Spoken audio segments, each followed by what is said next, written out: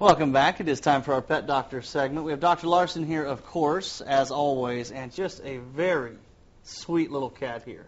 Isn't he wonderful, This Tim? is about the perfect cat as it You can were get, petting to be him a honest. little while ago, and how soft he is. Unbelievable. Well, I brought Helios. Helios is a 21-week-old Ragdoll cat. And all dressed up. We got our tie on, so we are Looking ready. Looking good. And just so tame. He As just you lay in mentioned, this is a different type of breed than what I've heard of. Talk a little bit about that. Well, Ragdoll cats are really a pretty new breed of cat. Okay. They've only been around about 60 years. That's, yeah, in relative terms, that is extremely That is a new breed of cat. new. Where did they come from? Well, Tim, they came from, actually, they're American developed cat breed. Okay. Came from California. A lady by the name of Ann Baker gets credit for starting the Ragdoll cat breed. Okay, now is there a, it looks like a Siamese cat. Is Yes, there a yes. certain purebred cat that this came from? You would think, yes, it took a mix of purebred Yeah. cats, but actually it's not the case at all.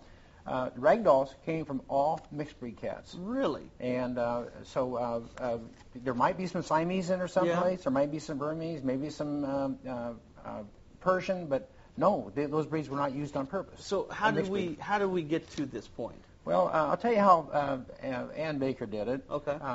And this is probably pretty typical of how people develop purebred cats or purebred animals.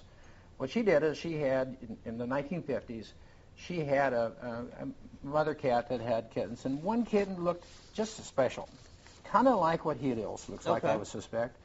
She saved that cat back with no intention of getting a purebred breed started.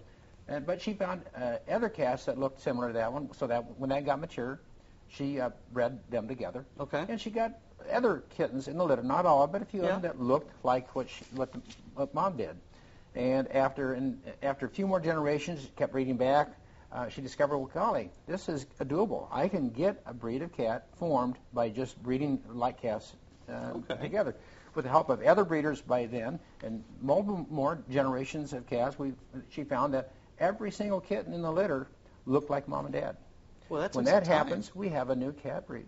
That had to have taken some time. My goodness. Sweetheart, Well, they did it right apparently, because this they one sure is got it right. About as good as you get. Now, is this a very common breed? Well, of course, 60 years ago they're extremely rare. Yeah. But and they're probably still being refined to some point now. They're getting to be more common, but not a common breed of cat. Okay.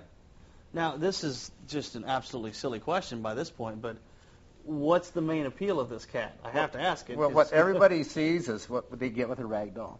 A beautiful cat. Yes. Pretty uncommon. Not many people have Ragdolls yet. And look at the temperament. Oh, yeah.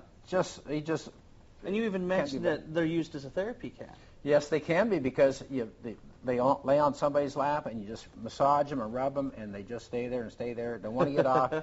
And he gets a 10 for that. I think everybody might go out and grab one of these if they can. Well, thank you both for joining us today. You're welcome. I hate to let you go, but we have to. We're out of